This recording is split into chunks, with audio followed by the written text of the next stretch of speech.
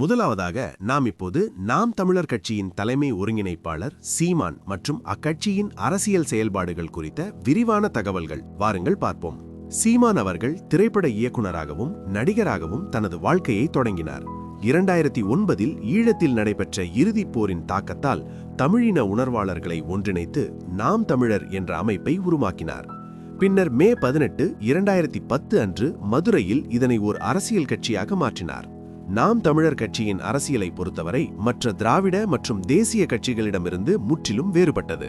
இவர்கள் தமிழனே ஆள வேண்டும் என்ற முழக்கத்துடன் தமிழ் தேசியத்தை முதன்மை கொள்கையாக கொண்டுள்ளனர். இவர்கள் இயற்கையை பாதுகாப்பது, ஆறுகளை மீட்டெடுப்பது மற்றும் தூய்மையான அரசியலை முன்னெடுப்பது இவர்களின் நோக்கமாக இருக்கிறது. இவர்கள் பன்னாட்டு நிறுவனங்களை சார்ந்து இருக்காமல் உள்ளூர் வேளாண்மை மற்றும் சிறு தொழில்களை ஊக்குவிக்கும் பொருளியல் கொள்கை கொண்டுள்ளனர். மேலும் இவர்கள் ஈழத் தமிழர்களுக்கான தனி நாடு கோரிக்கையையும் அவர்களுக்கு இழைக்கப்பட்ட அநீதிகளுக்கு நீதியையும் தொடர்ந்து வலியுறுத்தி வருகின்றனர். தேர்தல் களத்தின் தொடக்கத்தில் 2011 மற்றும் 2014 தேர்தல்களில் போட்டியிடாமல் திராவிட மற்றும் காங்கிரஸ் கட்சிகளுக்கு எதிராக பிரச்சாரம் செய்த சீமான் 2016 முதல் தேர்தல்களில் தனித்து போட்டியிடத் தொடங்கினார்.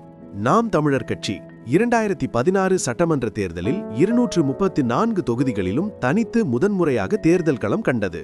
அடுத்ததாக 2019 நாடாளுமன்ற தேர்தலில் 40 தொகுதிகளிலும் தனித்து போட்டியிட்டு அதில் 50% இடங்களை பெண்களுக்கு ஒதுக்கீடு செய்தனர்.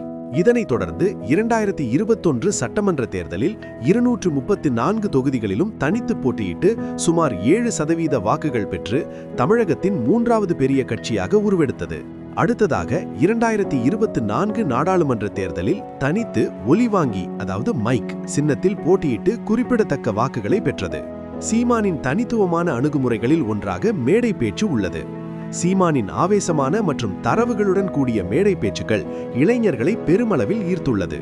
மேலும் இவரின் மாற்று அரசியலை பொறுத்தவரை எந்த கட்சியுடனும் கூட்டணி வைக்காமல் தனித்து போட்டி என்ற நிலைப்பாட்டில் உறுதியாக இருப்பது இக்கட்சியின் தனிச்சிறப்பாக உள்ளது.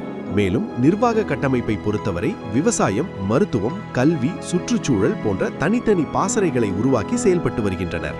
சீமானினை பற்றிய குறிப்பிடத்தக்க விமர்சனங்களாக சீமானின் தீவிரமான தமிழ் தேசிய பேச்சுக்கள் இனவாதமாக பார்க்கப்படுவதாக சில விமர்சனங்கள் முன்வைக்கப்படுகின்றன. அதேபோல் வரலாற்று செய்திகளை அவர் கூறும் விதம் குறித்து சமூக வலைதளங்களில் விவாதங்கள் எழுவதுண்டு. இருப்பினும் தமிழக அரசியலில் மிக குறுகிய காலத்தில் ஒரு வலுவான வாக்கு வங்கியை உருவாக்கிய தலைவராக அவர் அறியப்படுகிறார்.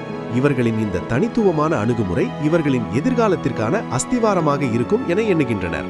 இதை பற்றி நாம் பின்வரும் காலத்தில் பார்ப்போம். இதுபோன்று அடுத்ததாக எந்த அரசியல் தலைவர்களை பார்க்க வேண்டும் என்பதை கமெண்ட் பண்ணவும். ஓகே, பாய்.